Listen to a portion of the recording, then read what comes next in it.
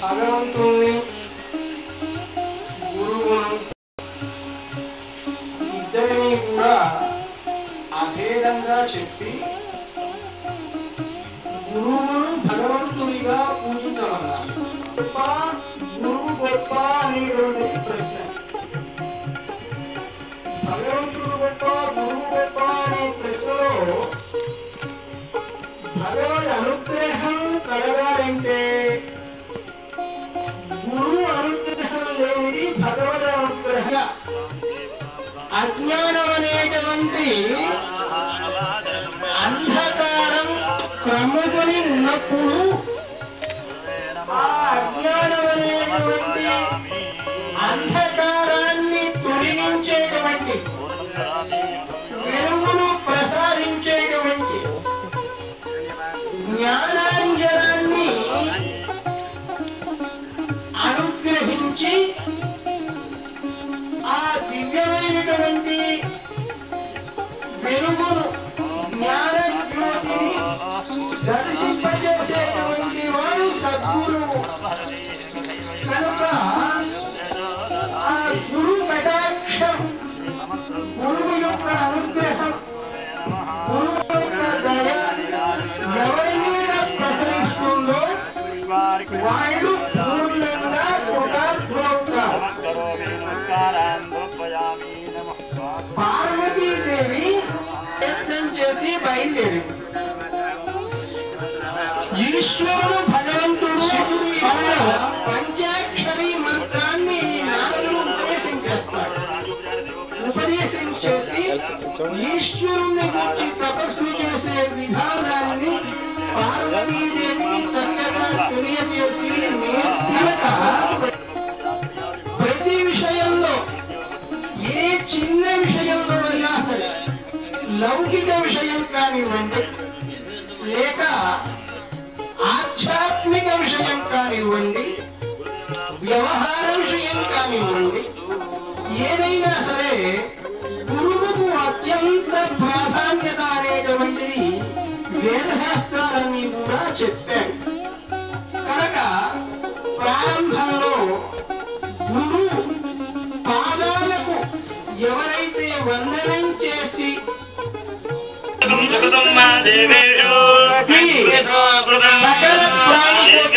ముందుకు సాగవలసి ఉన్నది.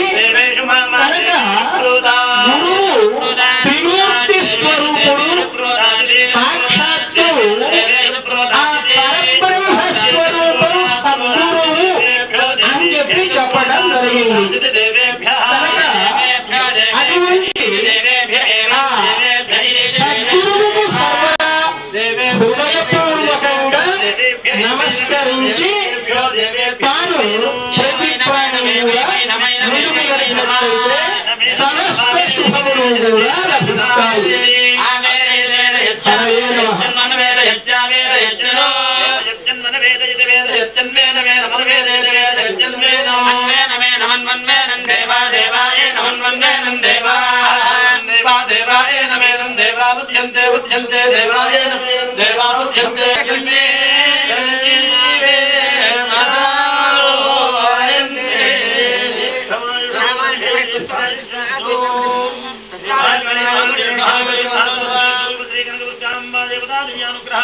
रूपेण अस्मिन् स्थले आगमितानाम् आगमिष्यमाणेभ्यः शुभं भवतु। सर्वे जनाः सुखिनो भवन्तु। लोकाः समस्ताः सुखिनो भवन्तु। समस्त सन्मङ्गलानि भवन्तु।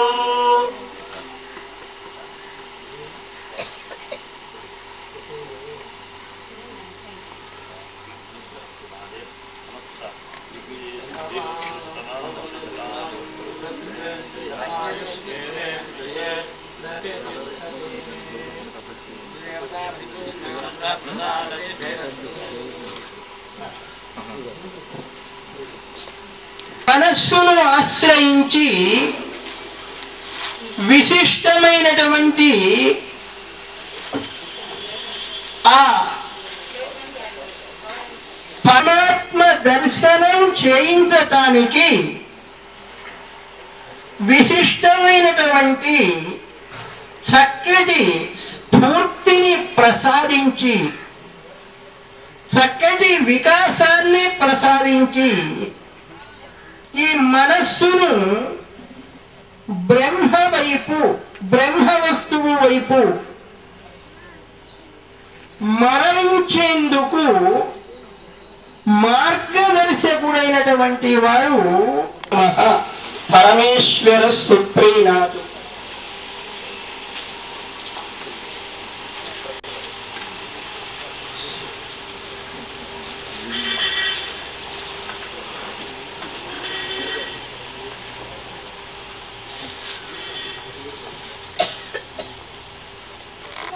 అందించారు.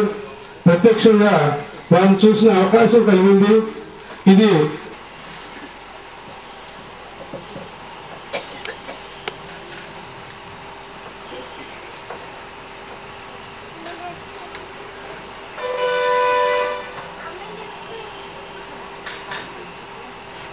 బర్త్డేకి మీరంతా అభిమానంతో వచ్చినందుకు ఆశీస్సులు అందిస్తున్నారు.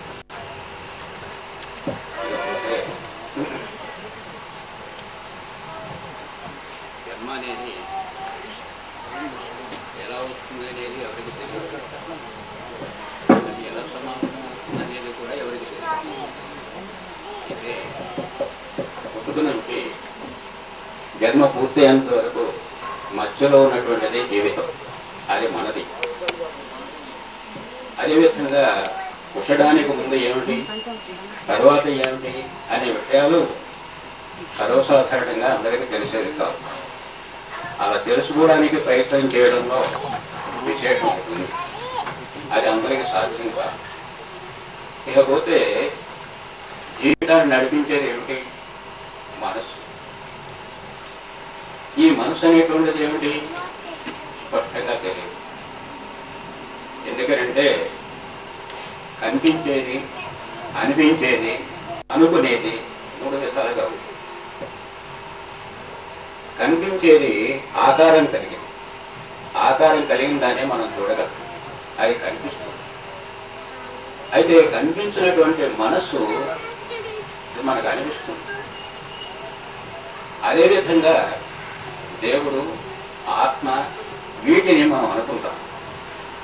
అనుకోవడం ద్వారా వాటికి ప్రత్యేక రుజువులు లేవు, నమ్మకం, విశ్వాసం. అయితే ఇంతగా తెలిసేది ఏమిటంటే మన మనసు అనేది స్పష్టం. అలాగే మన శరీరంలో ఉన్నటువంటి శరీరం తెలుస్తుంది, కనిపిస్తుంది. ప్రాణం ఉంటుందని తెలుస్తుంది కానీ స్పష్టంగా కనిపించదు. ఆత్మస్థితి కూడా అంతే. అది ఉంది లేదు అనే తర్కం అక్కడ పెట్టేసి అది కనిపించకపోయినప్పటికీ దాని రుజువు ఏమిటనేది మనం ప్రశ్నించకూడదు. ఎంతకు జీవితం రెండు విధాలుగా ఉంటుంది, భౌతికం, ఆధ్యాత్మికం. భౌతికం అంటే మనకి పంచేంద్రియాలని చెప్పేసి ఉంటాయి, కన్ను, ముక్కు, చెవు వేరే. వాటి కారణంగా మనసు పనిచేస్తుంది. ఆ మనసులో బుద్ధి అనేటువంటిది మరొక భాగం ఉంది. మనస్సు ఆలోచన చేస్తుంది, బుద్ధి కర్మ చేస్తుంది, ఫలితం అనుభవిస్తుంది. అది మంచి కావచ్చు, చెడు కావచ్చు. అయితే ఈ మనసు, బుద్ధి వాటంతటికి అవి పనిచేయవు. పరిసరాలు, పరిస్థితులు వాటి ప్రభావంతో మనసు పనిచేస్తూ ఉంటుంది.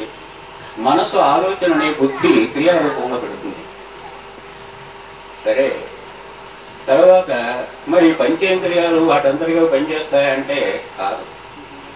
పరిసరాలు, ప్రకృతి వాటి ప్రభావంతోనే అవి పనిచేస్తాయి. అయితే ప్రకృతి దానంతరిగా పనిచేస్తుందంటే కాదు. గ్రహస్థితిని బట్టి, దాని క్లైమేట్ని బట్టి, అట్మాస్ఫియర్ని బట్టి అది నేచర్ పనిచేస్తూ ఉంటుంది. అయితే ఈ గ్రహస్థితి దాని అంతర్గత పనిచేస్తుందా అంటే కాదు. సోలార్ సిస్టమ్ అని చెప్పేసి సూర్య కుటుంబం లేదా సూర్యబింబం, దానిని బట్టి ఆ సోలారు ప్రభావం బట్టి గ్రహాలు ప్రభావం ఉంటుంది. అయితే సూర్యమండలం కూడా స్వతంత్రంగా ఉంటుంది. దాని ప్రభావం గ్యాలక్సీ యొక్క వ్యవహారం మీద ఆధారపడి ఉంటుంది. అంటే నక్షత్ర మండలం. ఆ నక్షత్ర మండలం కూడా స్వతంత్రంగా పనిచేస్తుంది అంటే కాదు. అది విశ్వ పదార్థం అని చెప్పేసి బ్రహ్మ పదార్థం అంటాం. దాని యొక్క అదుపులో ఉంటుంది. అయితే బ్రహ్మ పదార్థం స్వతంత్రం అంటే అదే కాదు. విశ్వ పదార్థం అని చెప్పేసి మరొకటి ఉంది. దానికి మూలం ఎనర్జీ అని చెప్పేసి, యూనివర్సల్ ఎనర్జీ అని చెప్పేసి విశ్వశక్తి. దాని కారణంగా ఆ తర్వాత జరిగే సృష్టి అంతా కూడా ఉంటుంది. అయితే ఆ ఎనర్జీ కూడా, ఆ విశ్వశక్తి కూడా దాని అంతర్గత పనిచేయదు. మూలమైనటువంటి డివైన్ మదర్ అని చెప్పేసి, అంటే యూనివర్సల్ న్యూక్లియస్ అనేటువంటి దాని మీద ఆధారపడి ఆ ఎనర్జీ విశేషం పనిచేస్తూ ఉంటుంది. ఇది సృష్టి క్రమం. ఇదంతా పదార్థంతో కూడినటువంటిది.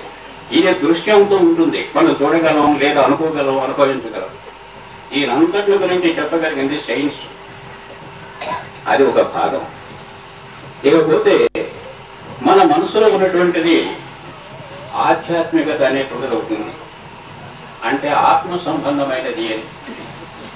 దీనిలో మన మనసులోనే జీవాత్మ రూపంలో ఆత్మ సూక్ష్మత ఉంది.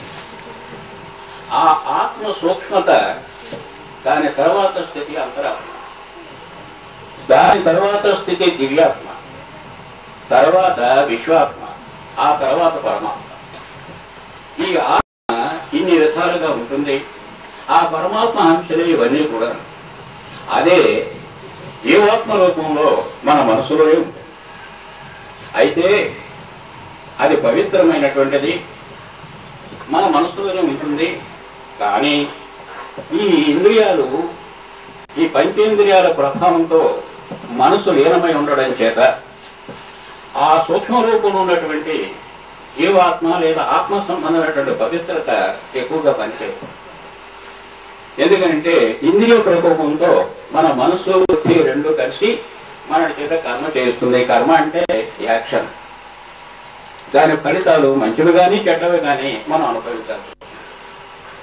అయితే ఈ కర్మ ద్వారా జరిగేవి ద్వంద్వంగా ఉంటాయి, రెండేసి ఉంటాయి. దానిలో మరి మంచి చెడు అంటే ముఖ్యంగా చీకటి వెలుగు, ఆడ మగ, మంచి చెడు, అలాగే కష్టము సుఖం, ప్రేమ పగ, ఇలాగా రెండేసి ఉంటాయి. ఈ రెండు జీవితంలో తప్పనిసరిగా ఉంటాయి. వీటిలో ఏ ఒకటి కాదనుకోవడానికి లేదు. ఈ రెండు అనుభవించాల్సిందే. ఒకదాని వెంట ఒకటి వస్తూనే ఉంటాయి. అయితే ఈ రెండింటిని ఒకటే కావాలనుకోవడం మాత్రం సాధ్యం కాదు. ఇది ద్వంద్వం. అంటే భౌతిక జీవితమే రెండు, ఒకటి కాదు, లేదా అనేకం. ఈ జీవితం కారణంగానే ఈ మనసు బుద్ధి ప్రభావంతో మనం చేసే కర్మ, సత్కర్మ, దుష్కర్మ రకరకాలుగా ఉంటాయి. ఫలితాలు కూడా అలాగే వస్తాయి, దాన్ని అనుభవిస్తాం. ఇది ఇంద్రియ ప్రయుక్తమైనటువంటి మనస్సు. ఇకపోతే రెండో భాగమైనటువంటి ఈ ఆత్మ సంబంధమైనటువంటి ఉంది. ఇది ఏకం. అయితే ఇంద్రియ ప్రభావంలో ఉన్నటువంటి ఈ మనసు భౌతికంలోనే లీనమై ఉంటుంది, కానీ ఆధ్యాత్మిక వైపు దానంతటూ. అందుకే దానిని మనం ఆత్మ వైపు మరలించాలంటే ఇంద్రియాలకే కాస్త దూరంగా చేయాలి. దూరంగా చేయడం అంటే ఎలాగా? ఎందుకనంటే ధ్యానం అనేటువంటిది ఒకటి ఉంది. ఆ ధ్యానం అనేటువంటి ప్రధానంతో మన మనస్సుని ఆత్మ వైపు మరలించవచ్చు. ఎందుకంటే మనసుకి ఆలోచన, తర్వాత బుద్ధికి క్రియ. ఈ రెండు జరిగిపోతూ ఉంటాయి. వాటి నుంచి మనం ఇటువైపు పెంచాలంటే, అంటే మనస్సుని ఇటువైపు ఆత్మ వైపు రప్పించాలంటే ధ్యానం అనేటువంటిది ప్రధానమైనది. ఈ ధ్యానం కారణంగా మనసు ఇంద్రియాల నుంచి కాస్త దూరమై ఆలోచన తగ్గించుకుంటుంది. ఆలోచన తగ్గినప్పుడు బుద్ధి పనిచేయడం కూడా తగ్గుతుంది. ఈ రెండు తగ్గినప్పుడు మనం చేసే కర్మలు కూడా సంఖ్య తగ్గిపోతుంది. విచక్షణ ఏది అవసరము ఏది కాదు అనేటువంటి కొంచెం నిగ్రహత ఏర్పడుతుంది.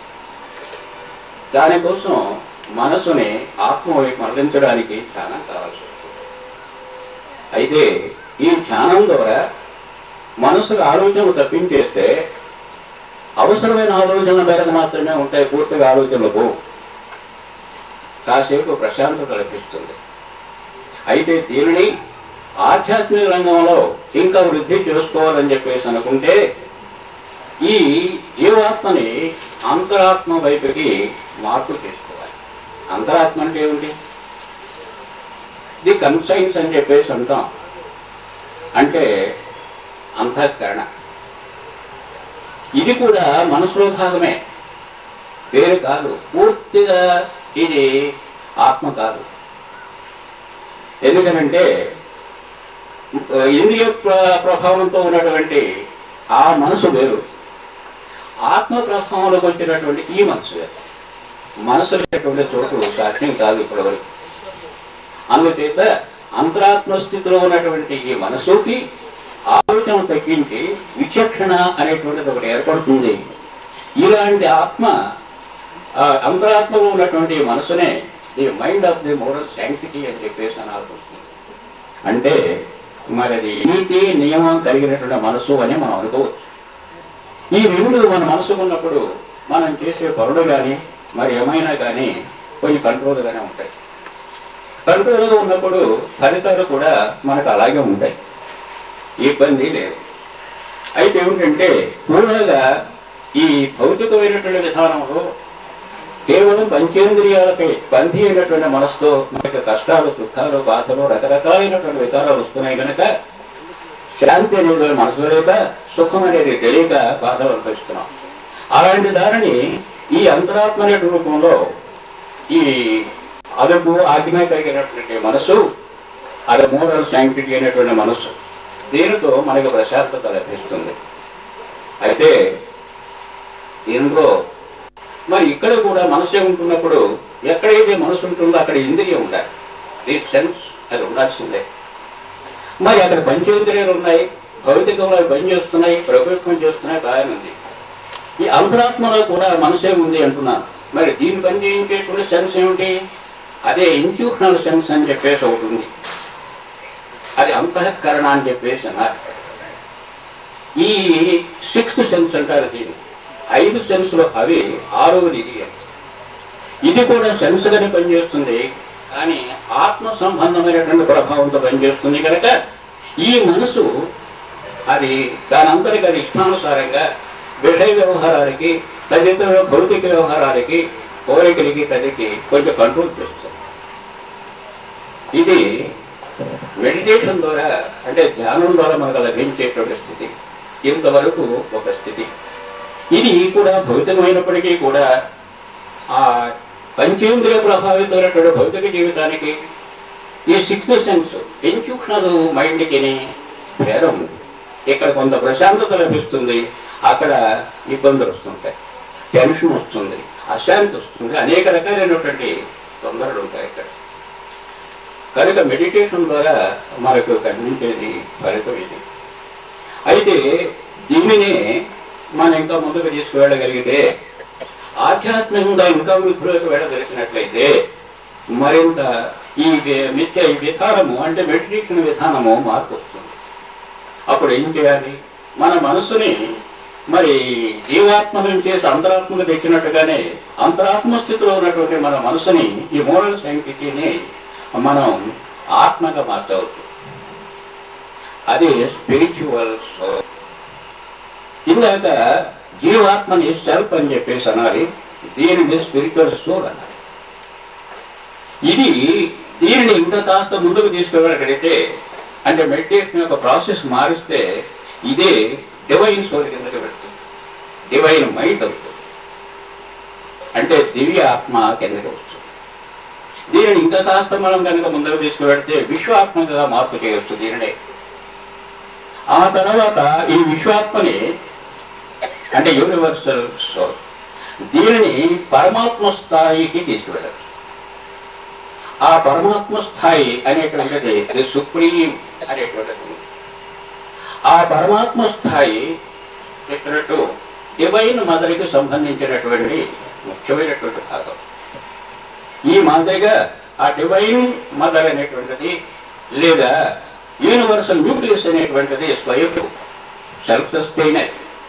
అది ఇంకో దాని మీద ఆధారపడేది కాదు. అదే సృష్టికి మూలం, సర్వానికి మూలం. ఇది ఒక క్రమం. అయితే ప్రస్తుతానికి మెడిటేషన్ అనేటువంటిది మరి దానికి అనేక రకాలైనటువంటి భాష్యాలు అర్థాలు చెబుతూ ఏదో కాసేపు మనసు అంటే కళ్ళు మూసుకునే మనసు ఏదో మైకంలో తీసుకువెళ్ళటమే ధ్యానం కాదు. అది బాహ్యంగా ఉన్నప్పటికంటే కూడా బాగా తీవ్రంగా పనిచేయాల్సి వస్తుంది మెడిటేషన్లో మనసు. ఎందుకు? అది ఒక స్థితి నుంచి ఒక స్థితిలోకి మారాలి. అంటే ఏమిటి? మరి సెన్సోరియల్ మైండ్ అంటే ఇంద్రియ ప్రకోపమైనటువంటి మనసల్లా అంతరాత్మ స్థితికి ఆత్మ వైపుకి వెళ్ళాలి అంటే ఇంటర్నల్గా చేంజ్ కావాలి. అలా మార్పు చేస్తున్న స్థితి మనకు తెలియాలి. కేవలం ట్రాన్స్ఫర్కి వెళ్ళినంత మాత్రం చేత ఇది జరగదు. అందుకని అది జాగృతిలోనే మన మనసుని ప్రాసెస్ ద్వారా మెడిటేషన్ యొక్క విధానాల ద్వారా మన మనసుని ఆ మోడ్ ఆఫ్ శాంటిటీకి తీసుకువెళ్ళటం అనేటువంటిది ఈ మెడిటేషన్లో విశేషం. అది ఎప్పుడైతే మనం ఈ ఇంద్రియ మనసుని ఆ రకంగా ఆత్మీయత వ్యవహారానికి మనం తీసుకువెళ్ళామో మనకు ప్రశాంతత లభిస్తుంది. అందుకు మెడిటేషన్కి అనేక రకాల పద్ధతులు ఉన్నాయి. ఈ మాదిరిగా మనస్సుని ఒక స్థాయి నుంచి ఇంకొక స్థాయిలోకి అలా దశల వారీగా మార్చేటటువంటి ధ్యానాన్నే అది ధ్యాన ప్రస్థానం అని చెప్పడం. ఈ ధ్యాన ప్రస్థానం అనేటువంటి ప్రాసెస్ ద్వారా మనోప్రస్థానం సాధిస్తాం. ఈ మనోప్రస్థానం పూర్తయితే దివ్య ప్రస్థానం అని చెప్పేసి మన పరమాత్మ సర్వీ సుప్రీం విడనొస్తుంది. ఇవన్నీ చేయగలిగినటువంటి వారే అన్నీ చేయగలరు, అన్నీ అందరం చేయలేము. అందుచేత కనీసం ఈ ఇంద్రియ మనసు నిత్య జీవితానికి ఇబ్బంది కలిగించేటటువంటి లేదా జీవితాన్ని నడిపించేటటువంటి ఈ ఇంద్రియ మనసుని కనీసం అంతరాత్మ స్థితికైనా సరే మనం మార్పు చేయడం కోసం ఈ మెడిటేషన్ మనం ఉపయోగించుకోవాలి. అంతరాత్మ అంటే ఇలాగే చెప్తాను. ఎందుకంటే మనం ఈ ఇంద్రియ మనసు ప్రకోపానికి లోనై కోపంగానో ఉద్రేకంగానో ఏదో కూడా కొన్ని పనులు చేసేస్తాం. అప్పటికి అది బాగానే ఉన్నట్టు అనిపిస్తుంది. తర్వాత కాసేపు అది ఆ ఉద్ధృతం తగ్గిన తర్వాత ఆలోచన వస్తుంది, ఏమిటి ఇలా చేసాం, ఇలా చేయకపోతే బాగుండేదేమో, అనవసరంగా బాధ కలిగించామే అనేటువంటి భావన తర్వాత కలుగుతుంది. ఆ కలిగేదే అంతరాత్మ.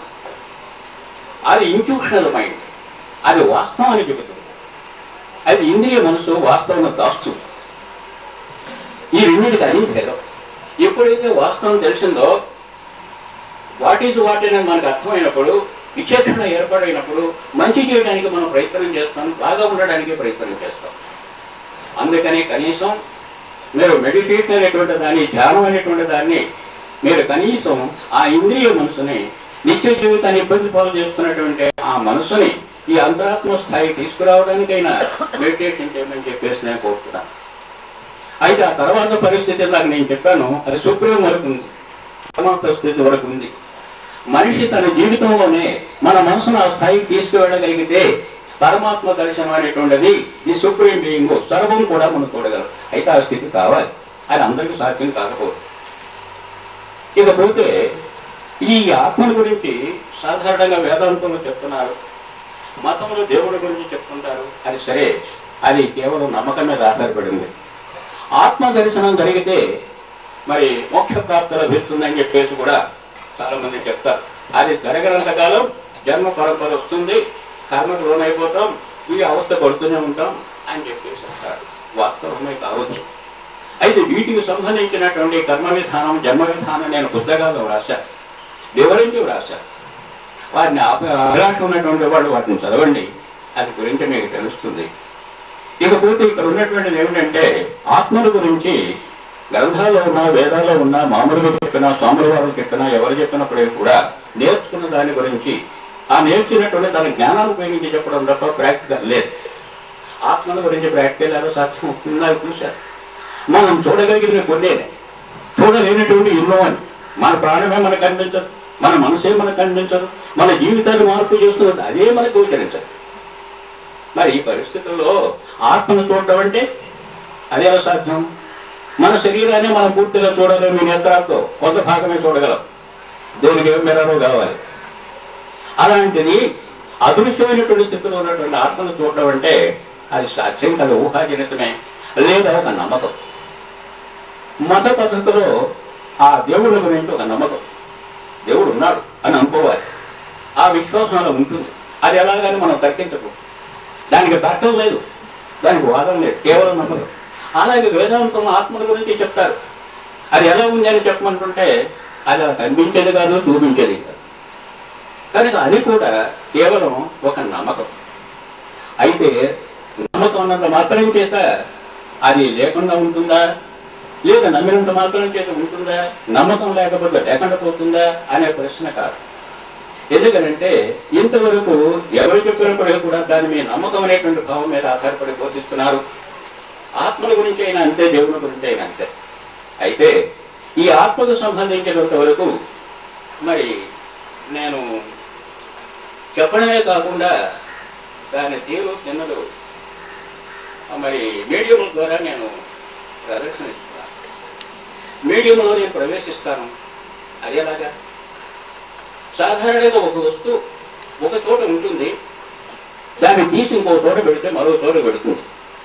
ఒక వస్తువు ఒక ఆకారము ఒకేసారి రెండు చోట్ల ఉండడం సాధ్యం కాదు. సైన్స్ ఒప్పుకోదు, వేదాంతం ఒప్పుకోదు. దేవుడు ఇన్కార్నేట్ అయినప్పటికీ అని మనం చెప్పుకుంటున్నాం. ఆ ఇన్కార్నేట్ అయినటువంటి దేవుడు కూడా తన శరీరం కలిగి ఎక్కడుంటే అక్కడే తప్పించి రెండు చోట్ల ఉన్న సందర్భాలు లేవు. అయితే కొన్ని కల్పితాలు కూడా ఉన్నాయి దానిలో, అది వేరే సంగతి, పురాణం కనుక. అయితే మరి వివిధ ప్రాంతాల్లో మరి వాళ్ళ లెక్క ప్రకారం ఏమిటి, ఒక శరీరంలో ప్రాణం అయితే ఉంటుందో, మనసు అయితే ఉంటుందో ఆత్మ ఉంటుంది అని. శరీరం జీవించున్నంత కాలం ఆత్మ ఉంటుంది అని. శరీరం నశించినప్పుడు ఆ ఆత్మ మరొక శరీరంలో పోతుందని చెప్పేసి వాడు వేదాంతం చెప్తున్నారు. వాస్తవమే కావచ్చని వాళ్ళ నమ్మకం కూడా. అయితే మరి దీని ప్రకారం ఆత్మ బయటికి వెళ్ళాలి అంటే శరీరం ఉండకూడదు. శరీరం ఉంది అంటే ఆత్మ ఖచ్చితంగా దాని లోపల ఉండాల్సిందే. మరి నేను శరీరధారణ ఉన్నాను, వేరే చోట్ల మరొక శరీరంలో నేను ప్రవేశించేసి చెప్తాను. ఇవంతా మీకు అనుభవమే. ఇప్పుడు ఈ పరిస్థితుల్లో ఈ రోజు మరి నాగపూర్లోనే మాట్లాడుతున్నాను, హైదరాబాద్లోనే మాట్లాడుతున్నాను, ఇక్కడ మాట్లాడుతున్నాను, మీరు చూస్తున్నారు. ఈ చెప్పడమే కాకుండా ఆయా సెంటర్లో మీరు కొంతవరకు కొంతమందికైనా అనుభవం ఉంటుంది. అక్కడ కూడా నేను ఇలాగే మాట్లాడుతుంటాను. మాట్లాడాలి అంటే మరి మన మనసు ఉండాలి, మనసులో జ్ఞానం ఉండాలి, అది ఎక్స్ప్రెస్ చేయగలిగిన భాష ఉండాలి. ఇవన్నీ ఒకచోటే జరుగుతాయి. శరీరం ఎక్కడైతే ఉంటుందో మనసు అక్కడే ఉంటుంది, మాట అక్కడే ఉంటుంది, చేత అక్కడే ఉంటుంది. మరి నేను చేస్తున్నది అది ప్రాక్టికల్ ఊహాజనితం కాదు, ఏవో గ్రంథాల్లో రాసింది కాదు, పురాణాల్లో రాసుకున్నది కాదు. మనం ప్రత్యక్షంగా అనుభవిస్తున్నాం. అనుభవాన్ని కాదనలేదు, కొత్తగా ఉన్నది కాదనలేకపోవచ్చు, నమ్మకం లేకపోతే. కానీ అనుభవించినప్పుడు కాదనడం లేదు. ఇది ఎలా సాధ్యమవుతుంది? మరి ఇక్కడ నేను ఉన్నాను, నా ఆత్మ నాలోనే ఉండాలి, బయటకు వెళ్ళడానికి లేదు. బయటకు వెళ్ళిందంటే శరీరం ఉండదు. మరి ఉంటున్నాను, మాట్లాడుతూనే ఉన్నాను కదా. మరి అక్కడ మాట్లాడుతున్నది ఏమిటి? మీడియం కాదు, అది మీ అనుభవమే. మీడియం మనసు ఉంది, మీడియం ఆత్మ ఉంది, మీడియం మాట ఉంది, జ్ఞానం ఉంది. అవి అప్పటికి ఆగిపోతాయి. అక్కడికి మాట్లాడుతున్నది నాకు సంబంధించిందని మీ అనుభవంలో ఉంటుంది. తర్వాత నేను వచ్చేసిన తర్వాత అతని జ్ఞానం, అతని మనసు, అతని మాట అతనికి వస్తాయి. ఇది అతనికి తెలియదు. మరి అక్కడ మాట్లాడుతున్నది నేనే కదా అని మనం అనుకోవాల్సింది కదా. మరి ఇన్ని చోట్ల ఎలా సాధ్యమవుతోంది? అందుకే ఏమంటున్నాను, నేను ఏం చెబుతున్నానని కాదు, ఎలా చెబుతున్నాను అనేది పరిశీలించమని కోరుతున్నాను. అది ముఖ్యమైనటువంటి అంశం. ఎన్నైనా చెప్పవచ్చు, నేను చెప్పవచ్చు. మహాత్ములు ఎంతోమంది ఉన్నారు, జ్ఞానులు ఎంతోమంది ఉన్నారు, వాళ్ళంతా ఎన్నెన్నో చెప్తారు, వేదరహస్యాలు చెప్తారు, ఇంకా ఎన్నెన్నో విశ్వరహస్యాలు చెప్తారు. కానీ చెప్పడం కాదు, ఎలా చెప్తున్నా అనేటువంటిది ముఖ్యమైనటువంటి విషయం అని చెప్పేసి నేను గమనించాలి మీరు. అయితే ఇందాక చెప్పినట్టు మనస్సుని ఈ ఇంద్రియ మనసు నుంచి ఆత్మపరం చేసినప్పుడు ఈ ఆత్మని దశల వారీగా ది సుప్రీం పరమాత్మ స్థాయికి తీసుకెళ్ళగలిగితే దేనైనా సాధించడానికి అవకాశం ఉంది. ఉదాహరణకి నేలవారిని కూర్చున్నప్పుడు కొంత ప్రాంతం కనబడుతుంది, కాస్త ఎత్తు పెడితే ఇంకా కాస్త కనబడుతుంది. అలాగే ఇంకా శిఖరానికి వెళితే మరి కనిపిస్తుంది, శాటిలైట్కి వెళితే ఇంకా కనిపిస్తుంది. అంటే మన జ్ఞానం ఎత్తు పెరిగిన కొద్దీ విశాలత కనిపించినట్టుగానే మన జ్ఞానం పెరిగిన కొద్దీ ఆ తెలిసింది కూడా ఎక్కువ అవుతుంది. ఉదాహరణకి మనం అడ్మిట్ ఆల్ఫాబెట్ దగ్గర నుంచి మనం చదువుకుంటూ పెడతాం, ఎక్కడికి వెళ్తే ఆ జ్ఞానం ఉంటుంది, ఎక్కడ ఆగితే సర్టిఫికేట్ ఉంటుంది. పీజీకి వెళ్తే ఆ జ్ఞానం ఉంటుంది. అదేవిధంగా ఇక్కడ ఏమిటంటే ఈ ధ్యానం ద్వారా మన మనసుని ఎక్కడైతే ఉంచామో, ఏ స్థాయిలోకి తీసుకువెళ్ళామో ఆ స్థితికి సంబంధించిన జ్ఞానం మనకు తెలుస్తుంది. ఆ విధంగా అలా వస్తుంది. అందుచేత నాకు చెప్పినటువంటి స్పిరిచువల్ మెడిటేషన్ కారణంగా, డివైన్ మెడిటేషన్ కారణంగా మనం మన మనసుని మనం చూడగలం, మన అంతరాత్మని మనం చూడగలం, దివ్యాత్మని చూడగలం, పరమాత్మను దర్శించగలం. ఆ స్థితి మనం సాధన మీద ఆధారపడి ఉంటుంది. అయితే వీటన్నిటికీ అతీతమైనటువంటి స్థితిలో మీడియంలో నేను చూస్తున్నటువంటిది ఈ ప్రాసెస్ కాదు. వీటికి అతీతమైనటువంటి మరొక స్థితి ఉంది. ఆ స్థితి మరి సాధారణంగా మాటలు చెప్పడానికి వీలైన కాదు, విని అర్థం చేసుకునేది కాదు. ఉదాహరణకి సింపుల్గా చెప్పవలసి వస్తే, ఒక తీపి వస్తువు మనం తింటున్నాం, అతను ఏమంటాడు ఎలా ఉంది అంటే తీగా ఉంది అంటాం. అంటే మరి కాస్త చెప్తాం, అంటే మళ్ళీ చెబుతాం. మళ్ళీ అడిగాడు అనుకోండి, చేదస్తుడికి మనం చెప్పలేమని చెప్పేసి ఆ స్వీట్ ముక్క వాడికి పెడతాం. వాడు తిని అప్పుడు మన వంతు వస్తుంది, ఏమయ్యా ఎలా ఉంది, తీగా ఉంది అంటాడు. వాడి దేవస్థ ఆ తర్వాత ఎంతసేపు అలాగా వాడు విసిగిపోయి ఇదిగో నయము ముఖ నేను చెప్పు అంటాడు వాడు. అంటే మనిషి జ్ఞానం పరిమితమైన దీన్ని బట్టి మనకు అర్థమవుతుంది. అదేవిధంగా కేవలం ఆ వ్యక్తికి మాత్రమే తెలిసేటటువంటి అనుభవం ఎక్కువగా ఉంటుంది. ఇతరుల ద్వారా తెలుసుకునేటువంటిది కొంత ఉంటుంది, ఇతరులకు చెప్పగలిగినటువంటిది కొంత ఉంటుంది, భాషలో చెప్పగలిగేది కొంత ఉంటుంది, భాషకు అతీతంగా అభినయం చేసి సైగ చేసి చెప్పేటువంటిది కొంత ఉంటుంది. వీటన్నిటికీ అతీతమైనటువంటి స్థితిలో కేవలం ఆ వ్యక్తికి సంబంధించినంత వరకు మాత్రమే ఆ అనుభవం వచ్చేటటువంటిది ఒక స్థితి ఉంది. అదే ధ్యానంలో మనం పొందేది. అది ఆ వ్యక్తియే అనుభవించాలి. అయితే ఆ అనుభవించింది కొంత మేరకు భాషలో చెప్పవచ్చును, కానీ ఆ తర్వాత మాత్రం అది సాధ్యం కాదు. దానినే ఈ మామూలుగా మెటీరియలిస్టిక్ సెన్స్ లో భౌతికంగా మనం పొందేటటువంటిది అనుకునేది కానీ, అనేది కానీ, స్పర్శ కానీ, మరొకటి కానీ, ఈ పొందేదానిని మనం అనుభవం అని చెప్పేసి అనాల్సి. అంటే అది కేవలం ఇతరులకు చెప్పడానికి కొంత వీలవుతుంది. అయితే ఇంతకు ఆధ్యాత్మిక స్థితిలో ఆత్మరూపంలో మనం పొందేటటువంటి ఆ స్థితిని అనుభూతి అని చెప్పేసి అంటాం. అది ఇన్స్టిట్యూషనల్ సెన్స్ ద్వారానే వస్తుంది, ఆ వ్యక్తికి మాత్రమే తెలుస్తుంది. దానికి భాషకు అతీతమైంది. అందుచేత ఇప్పుడు నేను చేస్తున్నటువంటిది ఆత్మకు సంబంధించి మీడియం ద్వారా చేస్తున్నటువంటిది ఏమిటో మీకు తెలుసు. అయితే వాళ్ళందరూ భౌతికంగా నేను ఎంతమంది చూశాను, నేను ఎంతమంది కనిపించాను అనేది మీ అందరికీ అనుభవమే. సాధారణంగా ప్రత్యక్ష ప్రదర్శన అనేది కాకుండా నేను ఎక్కడో ఉంటాను, ఎక్కడో పెడతాను. అయితే ఇది ఎలా సాధ్యమవుతుంది అనేటువంటిది మాత్రం మీరు పరిశీలన చేయొచ్చు, ఆలోచన చేయొచ్చు కొంతవరకే. ఇది గతంలో ఎక్కడైనా సాధ్యమైంది అనేది కూడా మీరు పరిశీలించండి. ఎందుకంటే శరీరం కలిగినటువంటిది ఏదైనప్పటికీ, అది దేవుడైనా సరే, మరొకటైనప్పటికీ ఒక ఎగ్జిస్టెన్స్ ఉంటుంది. అది మల్టీ ఎగ్జిస్టెన్స్ ఉండడానికి ఆస్కారం లేదు. రెండు చోట్ల ఉండడానికి వీలేదు, రెండు చోట్ల ఒకేసారి మాట్లాడడానికి లేదు. మరి వాళ్ళ పరిస్థితి అంటే ఇన్ని చోట్ల కూడా నేను మాట్లాడుతున్నాను, నానా మీడియంలో కనిపిస్తున్నాను. కనుక ఇది ఎందుకు రిపీట్ చేస్తున్నానంటే చెప్పింది చెప్పడం కాదు, దీన్ని కొంచెం ఆలోచన చేస్తానని చెప్పేసి అనుకుంటాం. ఈ అనుభూతి మీకు కొంతవరకు ఎలా వస్తుందంటే మెడిటేషన్లో మీకు వస్తుంది. మాటలో చెప్పలేనటువంటిది మెడిటేషన్లో మనం పొందదు. దానికి మీరు ధ్యానం చేయండి. కనీసం మీ జీవాత్మని, మీ మనసుని, జీవాత్మని అంతరాత్మవృతైనా తీసుకువెళ్ళండి. అప్పుడు నేను చెప్పే వాటిలో ఉన్నటువంటిది ఏమిటో మీకు అనుభవానికి వస్తుంది, అనుభూతి కలుగుతుంది. ఆ తర్వాత మీకు శక్తి ఉంటే ఆ అంతవరకు పొరపాటు వెళ్ళొచ్చు, కానీ అది ఎవరికి సాధ్యం కాదు, మానవ జన్మ కూడా సాధ్యం కాదు. అందుకనే ఋషులు తపస్సు చేస్తారు, ఒక దేవుని ప్రత్యక్షం చేయించుకున్నారు, ఒక ఆకారం. వారి కోరికని వెల్లడిస్తాడు, ఆ కోరిక నెరవేర్చుకుంటాడు. అక్కడ కోరిక ఉంది, అందుచేత ఏమిటంటే మీరు ఇప్పుడు నేను చెప్పిన విధానాన్ని కొంత అర్థం చేసుకోవడానికి ముఖ్యంగా ధ్యానం మీద మనసు లగ్నం చేయండి. రెండోది, మీడియంలో నేను ఉండి మాట్లాడటమే కాకుండా మీరు అడిగిన వాటికి నేను సమాధానాలు చెప్పడమే కాకుండా మీకు సలహాలు ఇవ్వడమే కాకుండా ఇవన్నీ కావాలంటే మీరు జనరల్గా ఆలోచిస్తే మనం ఒకరితో చెప్పాలంటే మన మనసులో ఇన్ఫర్మేషన్ ఉండాలి. అది కాదు, నేను వాడెవరో నాకు తెలియనప్పటికీ కూడా వేరే ప్రాంతంలో వేరే భాషలో ఉన్నటువంటి వాళ్ళకి కూడా నేను సమాధానాలు చెప్తూనే ఉన్నా. అయితే ఇక్కడ పాయింట్ ఏమిటి అంటే దీని నుంచి ఇలా చెప్పడానికి సాధ్యం ఏమిటి అనేటువంటిది ఇందాక నేను చెప్పినట్టు మీకు ధ్యానంలో కొంత ఆన్సర్ కలుగుతుంది. లేదు, నేను వ్రాసిన పుస్తకాల్లో ఈ వివరణ అంతా కూడా ఉంది. ఆ కొన్ని చదివి కొంత ప్రయత్నం చేయండి. అయితే రెండో ఏమిటంటే దీనిలో ఈ మెడిటేషన్ చేయడానికి కొన్ని పద్ధతులు ఉన్నాయి. ఏదో కూర్చుని కాసేపు కళ్ళు మూసుకుంటే మెడిటేషన్ అవుతుందని చెప్పేసి అనుకోవడం కాదు. మెడిటేషన్ ముందు కొన్ని దశలు ఉన్నాయి. దానిలో మొదటిది మరి యోగా.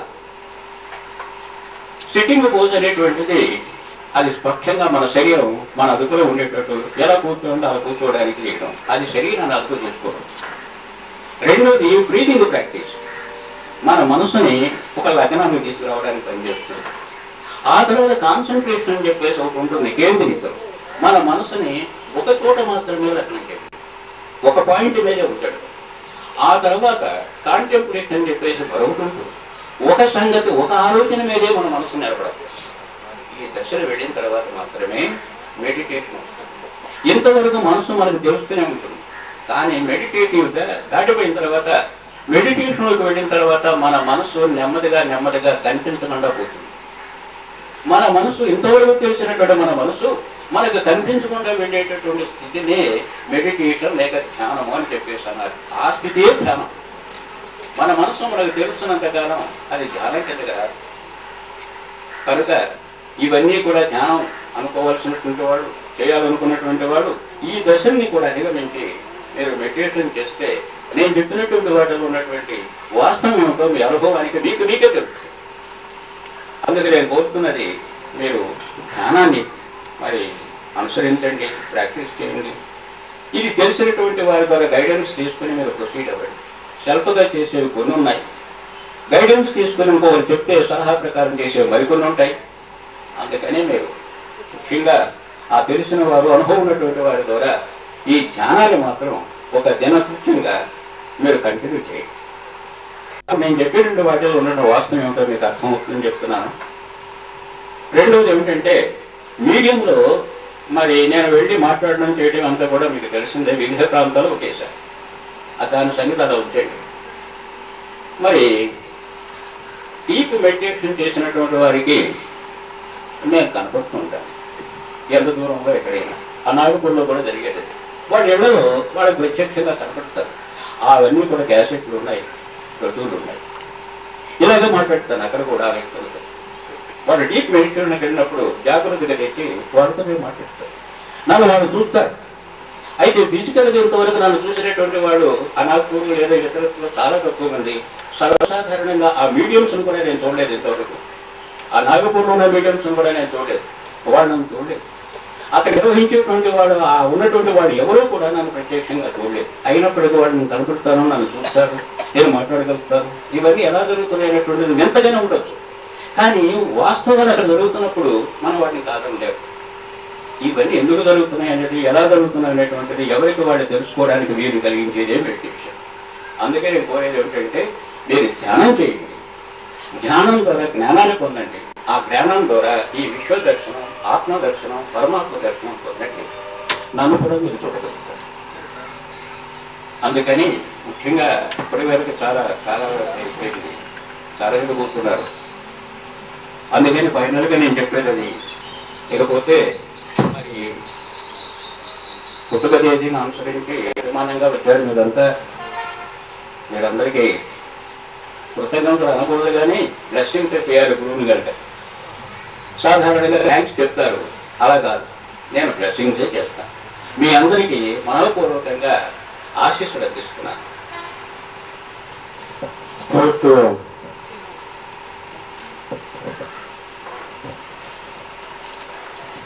శ్రీ విశ్వస్ఫూర్తి గురుదేవుల జన్మదిన సందర్భంగా